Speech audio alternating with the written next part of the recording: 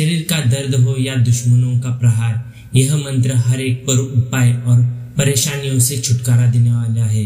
अगर दुश्मन आपकी राह में कांटे बिछा रहा है तो यह मंत्र कांटों को भी गुलाब बना देगा। प्यारे भक्तों, शत्रुओं का नाश करने के लिए तैयार हो जाइए, क्योंकि यह रहस्यमय तंत्र आपकी ताकत बढ़ा देगा। प्यारे भक्तों, क्योंकि काल भैरव जी का यह दिव्य शत्रुनाशक मंत्र, इस मंत्र उच्चारण पाठ से आपकी सभी शत्रु बाधाएं समाप्त हो जाएंगी और आपके जीवन में खुशियां ही खुशियां बढ़ जाएंगी। हर बाधा, हर रोग, हर शत्रु सबका अंत होगा जब आप इस महाशक्तिशाली मंत्र का जाप 108 बार करोगे। इस मंत्र उच्चारण पाठ से आपके घर में सुख, शांति, समृद्धि का वास होता है। भगवान काल भैरव जी का यह दिव्य शत्रुनाशक मंत्र या शत्रुनाशक अष्टक, जो भी भक्त पूरे श्रद्धा भाव के साथ इस मंत्र का पाठ करता है या मंत्र उच्चारण को सुनता है, उस भक्त की हर एक इच्छाएं तुरंत पूरी होती है। भगवान हनुमान जी का यह दिव्य शत्रुनाशक मंत्र, जो भी भक्त पूरे श्रद्धा भाव के साथ इस मंत्र का उच्चारण पाठ करता है, उस भक्त की हर एक मनोवांछित इच्छाएं पूरी होती है। शत्रु चाहे जितना भी ताकतवर हो या प्राचीन मंत्र, उसका अहंकार चूर चूर कर देगा। प्यारे भक्तों, क्योंकि यह दिव्य प्राचीन मंत्र इतना प्राचीन है कि इस मंत्र उच्चारण पाठ से आपकी शत्रुओं की बाधाएं समाप्त हो जाएंगी। शत्रु ने आपके घर में ये आकर आपसे मीठी बातें कर कर आप पर ही तंत्र मंत्र विद्या का प्रयोग किया है, आपसे ही मिलजुल के रहते हैं, लेकिन आप उन्हें समझ नहीं पा रहे हो या आप उन्हें जान नहीं पा रहे हो। तो ऐसे में प्यारे भक्तों, हनुमान जी महाराज का यह दिव्य शत्रुनाशक मंत्र उच्चारण पाठ करना बहुत ही जरूरी है। ऐसे में काल भैरव जी महाराज का यह दिव्य शत्रुनाशक अष्टक मंत्र पाठ करना बहुत ही जरूरी है। प्यारे भक्तों, शत्रु अनेकों तरह के होते हैं। कुछ शत्रु ऐसे होते हैं जो हमारे सक्सेस से जलते हैं, तो कुछ शत्रु ऐसे होते हैं जो हमारे घर में कलेश देखना चाहते हैं। किसी भी समस्याओं को चलते हुए लोग भगवान और तंत्र मंत्र विद्याओं से ऐसे बांध देते हैं जैसे कि हमारे जीवन में परेशानियां बढ़ जाती है। घर में 2 वक्त खाने के लाले पड़ जाते हैं, घर का मुखिया ही काम पे जाना छोड़ देता है और हर वो समस्याएं शुरू हो जाती है, जैसे सर दर्द, बदन दर्द और अस्पताल के चक्कर इतने हो जाते हैं कि आपके पास धन रुकेगा ही नहीं और आपके जीवन में हमेशा के लिए दुखों के पहाड़ छा जाएंगे। घर में हमेशा कलेश बनेगा, घर में सुख शांति का वास नहीं होगा और जहाँ पे आप काम करते हैं वहां पे आपका सम्मान नहीं होगा। ऐसे में यदि आप आज काल भैरव जी का यह अष्टक सुन लेते हैं तो आपको बहुत ही जल्द शीघ्र ही इसका फल प्राप्त होगा। यदि दिव्य मंत्र सुन लेते हैं तो आपको शीघ्र ही फल प्राप्त होगा और आपके जीवन में सभी प्रकार की खुशियां शामिल हो जाएंगी। और प्यारे भक्तों, इस दिव्य मंत्र का उच्चारण पाठ 108 बार करें, आधा अधूरा न छोड़े, इससे आपकी हर एक मनोवांछित इच्छाएं पूरी होंगी। तो आइए प्यारे भक्तों, आज का मंत्र उच्चारण पाठ को श्रवण करते हैं। देवराज सेव्यमान पावनाघ्रि पंकजम व्याल यज्ञ सूत्रमेन्दुशेखरं कृपाकरं नारदादि योगी वृंद वंदितं दिगंबरं काशिकापुरादिनाथ काल भैरवं भजे। देवराज सेव्यमान पावनाघ्रि पंकजं व्याल यज्ञ सूत्रमेन्दुशेखरं कृपाकरं नारदादि योगी वृंद वंदितं दिगंबरं काशिकापुरादिनाथ काल भैरवं भजे। देवराज सेव्यमान पावनाघ्रि पंकजं व्याल यज्ञ सूत्रमेन्दुशेखरं कृपाकरं नारदादि योगी वृंद वंदितं दिगंबरं काशिकापुरादिनाथ काल भैरवं भजे। देवराज सेव्यमान पावनाघ्रि पंकजं व्याल यज्ञ सूत्रमेन्दुशेखरं कृपाकरं नारदादि योगी वृंद वंदितं दिगंबरं काशिकापुरादिनाथ काल भैरवं भजे। देवराज सेव्यमान पावनाघ्रि पंकजं व्याल यज्ञ सूत्रमेन्दुशेखरं कृपाकरं नारदादि योगी वृंद वंदितं दिगंबरं काशिकापुरादिनाथ काल भैरवं भजे। देवराज सेव्यमान पावनाघ्रि पंकजं व्याल यज्ञ सूत्रमेन्दुशेखरं कृपाकरं नारदादि योगी वृंद वंदितं दिगंबरं काशिकापुरादिनाथ काल भैरवं भजे।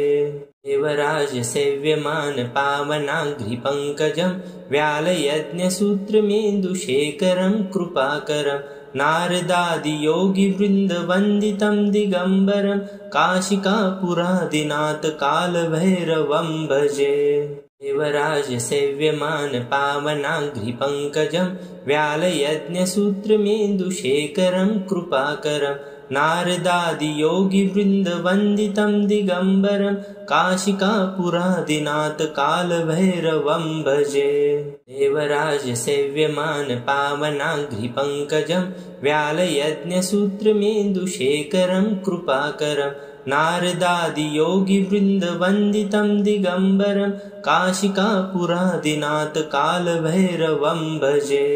देवराजसेव्यमान पावनाङ्घ्रिपङ्कजं व्यालयज्ञसूत्रमेन्दुशेखरं कृपाकरं नारदादियोगिवृन्दवन्दितं दिगम्बरं काशिकापुरादिनाथ कालभैरवं भजे।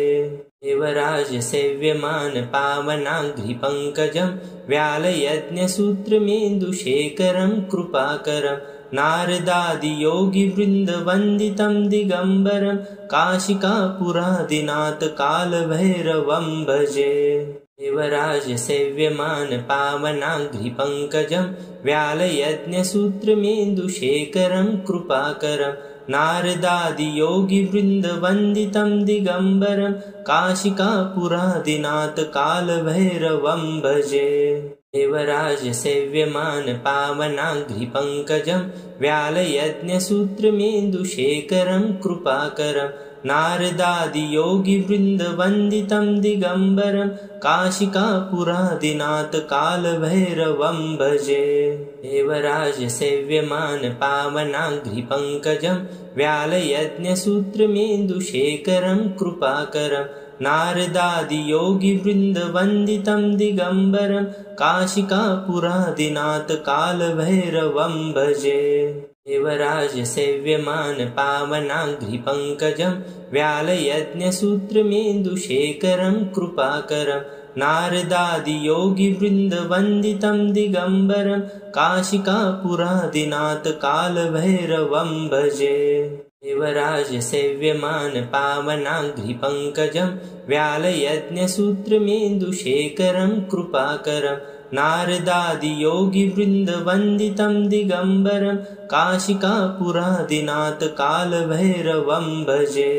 देवराजसेव्यमान पावनाङ्घ्रिपङ्कजं व्यालयज्ञसूत्रमेन्दुशेखरं कृपाकरं नारदादियोगिवृन्दवन्दितं दिगम्बरं काशिकापुरादिनाथ कालभैरवं भजे।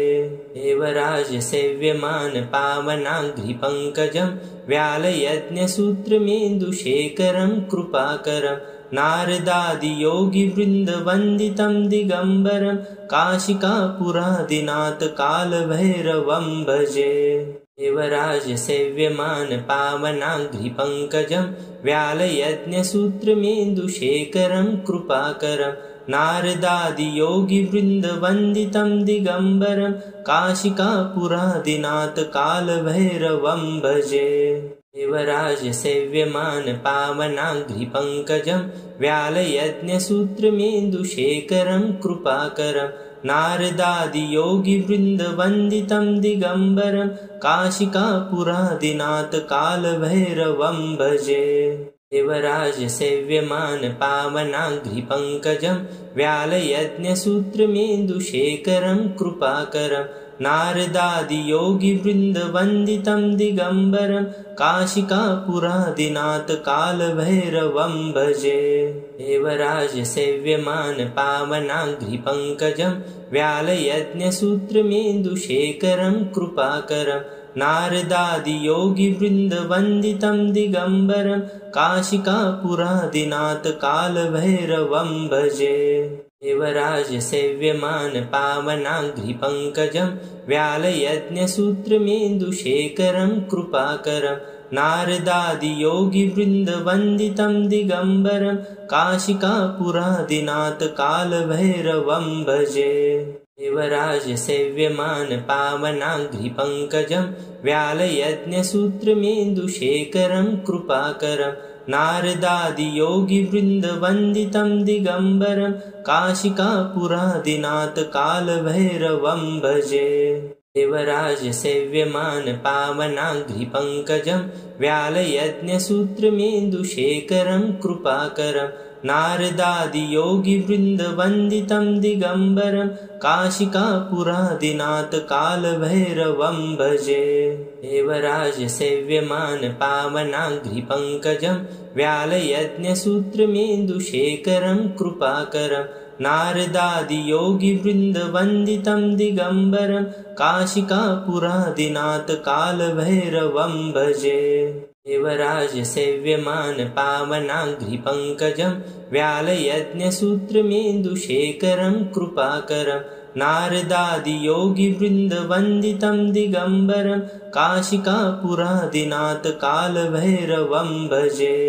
देवराज सेव्यमान पावनाघ्रिपङ्कजं व्यालयज्ञसूत्रमेन्दुशेखरं कृपाकरं नारदादियोगिवृन्दवन्दितं दिगम्बरं काशिकापुरादिनाथ कालभैरवं भजे। देवराज सेव्यमान पावनाघ्रिपङ्कजं व्यालयज्ञसूत्रमेन्दुशेखरं कृपाकरं नारदादियोगिवृन्दवन्दितं दिगम्बरं काशिकापुरादिनाथ कालभैरवं भजे। देवराज सेव्यमान पावनाघ्रिपङ्कजं व्यालयज्ञसूत्रमेन्दुशेखरं कृपाकरं नारदादियोगिवृन्दवन्दितं दिगम्बरं काशिकापुरादिनाथ कालभैरवं भजे। देवराज सेव्यमान पावनाघ्रिपङ्कजं व्यालयज्ञसूत्रमेन्दुशेखरं कृपाकरं नारदादियोगिवृन्दवन्दितं दिगम्बरं काशिकापुरादिनाथ कालभैरवं भजे। देवराज सेव्यमान पावनाघ्रिपङ्कजं व्यालयज्ञसूत्रमेन्दुशेखरं कृपाकरं नारदादियोगिवृन्दवन्दितं दिगम्बरं काशिकापुरादिनाथ कालभैरवं भजे। देवराज सेव्यमान पावनाघ्रिपङ्कजं व्यालयज्ञसूत्रमेन्दुशेखरं कृपाकरं नारदादियोगिवृन्दवन्दितं दिगम्बरं काशिकापुरादिनाथ कालभैरवं भजे। देवराज सेव्यमान पावनाघ्रिपङ्कजं व्यालयज्ञसूत्रमेन्दुशेखरं कृपाकरं नारदादियोगिवृन्दवन्दितं दिगम्बरं काशिकापुरादिनाथ कालभैरवं भजे। देवराज सेव्यमान पावनाघ्रिपङ्कजं व्यालयज्ञसूत्रमेन्दुशेखरं कृपाकरं नारदादियोगिवृन्दवन्दितं दिगम्बरं काशिकापुरादिनाथ कालभैरवं भजे। देवराज सेव्यमान पावनाघ्रिपङ्कजं व्यालयज्ञसूत्रमेन्दुशेखरं कृपाकरं नारदादियोगिवृन्दवन्दितं दिगम्बरं काशिकापुरादिनाथ कालभैरवं भजे। देवराज सेव्यमान पावनाघ्रिपङ्कजं व्यालयज्ञसूत्रमेन्दुशेखरं कृपाकरं नारदादियोगिवृन्दवन्दितं दिगम्बरं काशिकापुरादिनाथ कालभैरवं भजे। देवराज सेव्यमान पावनाघ्रिपङ्कजं व्यालयज्ञसूत्रमेन्दुशेखरं कृपाकरं नारदादियोगिवृन्दवन्दितं दिगम्बरं काशिकापुरादिनाथ कालभैरवं भजे। देवराज सेव्यमान पावनाघ्रिपङ्कजं व्यालयज्ञसूत्रमेन्दुशेखरं कृपाकरं नारदादियोगिवृन्दवन्दितं दिगम्बरं काशिकापुरादिनाथ कालभैरवं भजे। देवराज सेव्यमान पावनाघ्रिपङ्कजं व्यालयज्ञसूत्रमेन्दुशेखरं कृपाकरं नारदादियोगिवृन्दवन्दितं दिगम्बरं काशिकापुरादिनाथ कालभैरवं भजे। देवराज सेव्यमान पावनाघ्रिपङ्कजं व्यालयज्ञसूत्रमेन्दुशेखरं कृपाकरं नारदादियोगिवृन्दवन्दितं दिगम्बरं काशिकापुरादिनाथ कालभैरवं भजे। देवराजसेव्यमान पावनाङ्घ्रिपङ्कजं व्यालयज्ञसूत्रमेन्दुशेखरं कृपाकरं नारदादियोगिवृन्दवन्दितं दिगम्बरं काशिकापुरादिनाथ कालभैरवं भजे। देवराजसेव्यमान पावनाङ्घ्रिपङ्कजं व्यालयज्ञसूत्रमेन्दुशेखरं कृपाकरं नारदादियोगिवृन्दवन्दितं दिगम्बरं काशिकापुरादिनाथ कालभैरवं भजे। देवराजसेव्यमान पावनाङ्घ्रिपङ्कजं व्यालयज्ञसूत्रमेन्दुशेखरं कृपाकरं नारदादियोगिवृन्दवन्दितं दिगम्बरं काशिकापुरादिनाथ कालभैरवं भजे। देवराजसेव्यमान पावनाङ्घ्रिपङ्कजं व्यालयज्ञसूत्रमेन्दुशेखरं कृपाकरं नारदादियोगिवृन्दवन्दितं दिगम्बरं काशिकापुरादिनाथ कालभैरवं भजे। देवराजसेव्यमान पावनाङ्घ्रिपङ्कजं व्यालयज्ञसूत्रमेन्दुशेखरं कृपाकरं नारदादियोगिवृन्दवन्दितं दिगम्बरं काशिकापुरादिनाथ कालभैरवं भजे। देवराजसेव्यमान पावनाङ्घ्रिपङ्कजं व्यालयज्ञसूत्रमेन्दुशेखरं कृपाकरं नारदादियोगिवृन्दवन्दितं दिगम्बरं काशिकापुरादिनाथ कालभैरवं भजे। देवराजसेव्यमान पावनाङ्घ्रिपङ्कजं व्यालयज्ञसूत्रमेन्दुशेखरं कृपाकरं नारदादियोगिवृन्दवन्दितं दिगम्बरं काशिकापुरादिनाथ कालभैरवं भजे। देवराजसेव्यमान पावनाङ्घ्रिपङ्कजं व्यालयज्ञसूत्रमेन्दुशेखरं कृपाकरं नारदादियोगिवृन्दवन्दितं दिगम्बरं काशिकापुरादिनाथ कालभैरवं भजे। देवराजसेव्यमान पावनाङ्घ्रिपङ्कजं व्यालयज्ञसूत्रमेन्दुशेखरं कृपाकरं नारदादियोगिवृन्दवन्दितं दिगम्बरं काशिकापुरादिनाथ कालभैरवं भजे। देवराजसेव्यमान पावनाङ्घ्रिपङ्कजं व्यालयज्ञसूत्रमेन्दुशेखरं कृपाकरं नारदादियोगिवृन्दवन्दितं दिगम्बरं काशिकापुरादिनाथ कालभैरवं भजे। देवराजसेव्यमान पावनाङ्घ्रिपङ्कजं व्यालयज्ञसूत्रमेन्दुशेखरं कृपाकरं नारदादियोगिवृन्दवन्दितं दिगम्बरं काशिकापुरादिनाथ कालभैरवं भजे। देवराजसेव्यमान पावनाङ्घ्रिपङ्कजं व्यालयज्ञसूत्रमेन्दुशेखरं कृपाकरं नारदादियोगिवृन्दवन्दितं दिगम्बरं काशिकापुरादिनाथ कालभैरवं भजे।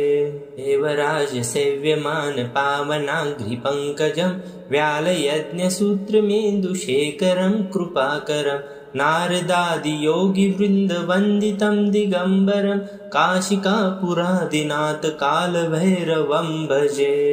देवराजसेव्यमान पावनाङ्घ्रिपङ्कजं व्यालयज्ञसूत्रमेन्दुशेखरं कृपाकरं नारदादियोगिवृन्दवन्दितं दिगम्बरं काशिकापुरादिनाथ कालभैरवं भजे। देवराजसेव्यमान पावनाङ्घ्रिपङ्कजं व्यालयज्ञसूत्रमेन्दुशेखरं कृपाकरं नारदादियोगिवृन्दवन्दितं दिगम्बरं काशिकापुरादिनाथ कालभैरवं भजे। देवराजसेव्यमान पावनाङ्घ्रिपङ्कजं व्यालयज्ञसूत्रमेन्दुशेखरं कृपाकरं नारदादियोगिवृन्दवन्दितं दिगम्बरं काशिकापुरादिनाथ कालभैरवं भजे। देवराजसेव्यमान पावनाङ्घ्रिपङ्कजं व्यालयज्ञसूत्रमेन्दुशेखरं कृपाकरं नारदादियोगिवृन्दवन्दितं दिगम्बरं काशिकापुरादिनाथ कालभैरवं भजे। देवराज सेव्यमान पावनाङ्घ्रिपङ्कजं व्यालयज्ञसूत्रमेन्दुशेखरं कृपाकरं नारदादियोगिवृन्दवन्दितं दिगम्बरं काशिकापुरादिनाथ कालभैरवं भजे। देवराज सेव्यमान पावनाङ्घ्रिपङ्कजं व्यालयज्ञसूत्रमेन्दुशेखरं कृपाकरं नारदादियोगिवृन्दवन्दितं दिगम्बरं काशिकापुरादिनाथ कालभैरवं भजे। देवराज सेव्यमान पावनाङ्घ्रिपङ्कजं व्यालयज्ञसूत्रमेन्दुशेखरं कृपाकरं नारदादियोगिवृन्दवन्दितं दिगम्बरं काशिकापुरादिनाथ कालभैरवं भजे। देवराज सेव्यमान पावनाङ्घ्रिपङ्कजं व्यालयज्ञसूत्रमेन्दुशेखरं कृपाकरं नारदादियोगिवृन्दवन्दितं दिगम्बरं काशिकापुरादिनाथ कालभैरवं भजे।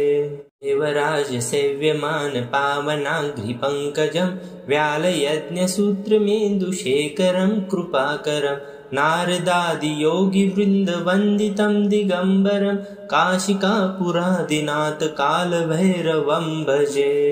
देवराज सेव्यमान पावनाङ्घ्रिपङ्कजं व्यालयज्ञसूत्रमेन्दुशेखरं कृपाकरं नारदादियोगिवृन्दवन्दितं दिगम्बरं काशिकापुरादिनाथ कालभैरवं भजे।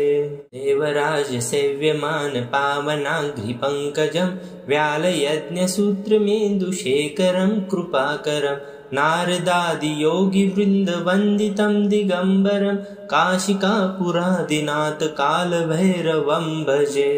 देवराज सेव्यमान पावनाङ्घ्रिपङ्कजं व्यालयज्ञसूत्रमेन्दुशेखरं कृपाकरं नारदादियोगिवृन्दवन्दितं दिगम्बरं काशिकापुरादिनाथ कालभैरवं भजे।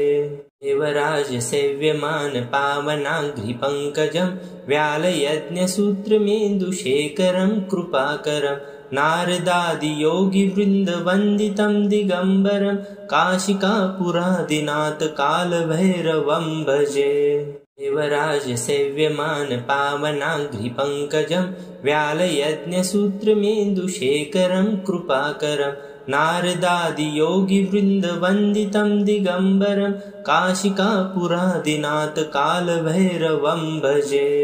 देवराज सेव्यमान पावनाङ्घ्रिपङ्कजं व्यालयज्ञसूत्रमेन्दुशेखरं कृपाकरं नारदादियोगिवृन्दवन्दितं दिगम्बरं काशिकापुरादिनाथ कालभैरवं भजे। देवराज सेव्यमान पावनाङ्घ्रिपङ्कजं व्यालयज्ञसूत्रमेन्दुशेखरं कृपाकरं नारदादियोगिवृन्दवन्दितं दिगम्बरं काशिकापुरादिनाथ कालभैरवं भजे।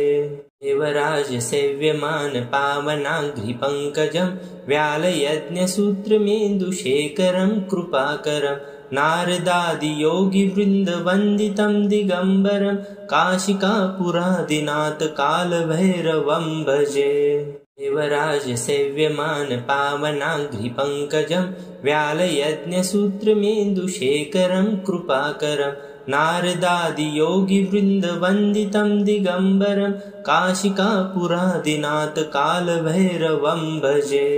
देवराज सेव्यमान पावनाङ्घ्रिपङ्कजं व्यालयज्ञसूत्रमेन्दुशेखरं कृपाकरं नारदादियोगिवृन्दवन्दितं दिगम्बरं काशिकापुरादिनाथ कालभैरवं भजे। देवराज सेव्यमान पावनाङ्घ्रिपङ्कजं व्यालयज्ञसूत्रमेन्दुशेखरं कृपाकरं नारदादियोगिवृन्दवन्दितं दिगम्बरं काशिकापुरादिनाथ कालभैरवं भजे। देवराज सेव्यमान पावनाङ्घ्रिपङ्कजं व्यालयज्ञसूत्रमेन्दुशेखरं कृपाकरं नारदादियोगिवृन्दवन्दितं दिगम्बरं काशिकापुरादिनाथ कालभैरवं भजे। देवराजसेव्यमान पावनाङ्घ्रिपङ्कजं व्यालयज्ञसूत्रमेन्दुशेखरं कृपाकरं नारदादियोगिवृन्दवन्दितं दिगम्बरं काशिकापुरादिनाथ कालभैरवं भजे। देवराजसेव्यमान पावनाङ्घ्रिपङ्कजं व्यालयज्ञसूत्रमेन्दुशेखरं कृपाकरं नारदादियोगिवृन्दवन्दितं दिगम्बरं काशिकापुरादिनाथ कालभैरवं भजे। देवराजसेव्यमान पावनाङ्घ्रिपङ्कजं व्यालयज्ञसूत्रमेन्दुशेखरं कृपाकरं नारदादियोगिवृन्दवन्दितं दिगम्बरं काशिकापुरादिनाथ कालभैरवं भजे। देवराजसेव्यमान पावनाङ्घ्रिपङ्कजं व्यालयज्ञसूत्रमेन्दुशेखरं कृपाकरं नारदादियोगिवृन्दवन्दितं दिगम्बरं काशिकापुरादिनाथ कालभैरवं भजे। देवराजसेव्यमान पावनाङ्घ्रिपङ्कजं व्यालयज्ञसूत्रमेन्दुशेखरं कृपाकरं नारदादियोगिवृन्दवन्दितं दिगम्बरं काशिकापुरादिनाथ कालभैरवं भजे। देवराजसेव्यमान पावनाङ्घ्रिपङ्कजं व्यालयज्ञसूत्रमेन्दुशेखरं कृपाकरं नारदादियोगिवृन्दवन्दितं दिगम्बरं काशिकापुरादिनाथ कालभैरवं भजे। देवराजसेव्यमान पावनाङ्घ्रिपङ्कजं व्यालयज्ञसूत्रमेन्दुशेखरं कृपाकरं नारदादियोगिवृन्दवन्दितं दिगम्बरं काशिकापुरादिनाथ कालभैरवं भजे। देवराजसेव्यमान पावनाङ्घ्रिपङ्कजं व्यालयज्ञसूत्रमेन्दुशेखरं कृपाकरं नारदादियोगिवृन्दवन्दितं दिगम्बरं काशिकापुरादिनाथ कालभैरवं भजे।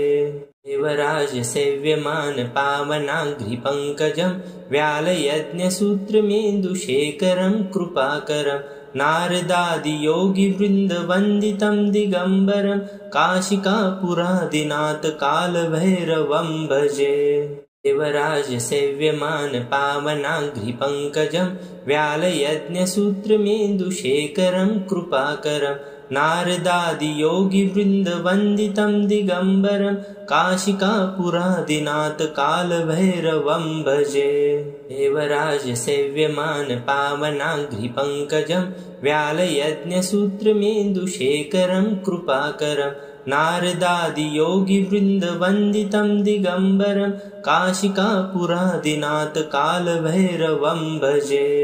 देवराजसेव्यमान पावनाङ्घ्रिपङ्कजं व्यालयज्ञसूत्रमेन्दुशेखरं कृपाकरं नारदादियोगिवृन्दवन्दितं दिगम्बरं काशिकापुरादिनाथ कालभैरवं भजे।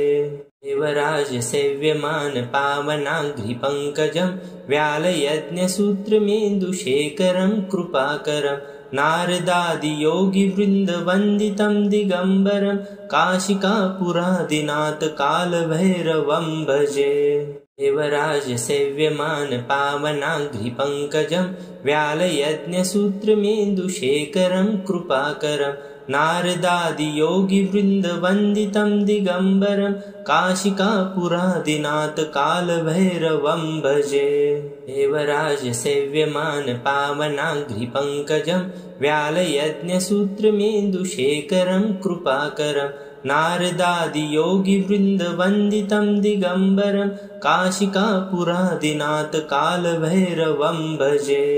देवराजसेव्यमान पावनाङ्घ्रिपङ्कजं व्यालयज्ञसूत्रमेन्दुशेखरं कृपाकरं नारदादियोगिवृन्दवन्दितं दिगम्बरं काशिकापुरादिनाथ कालभैरवं भजे।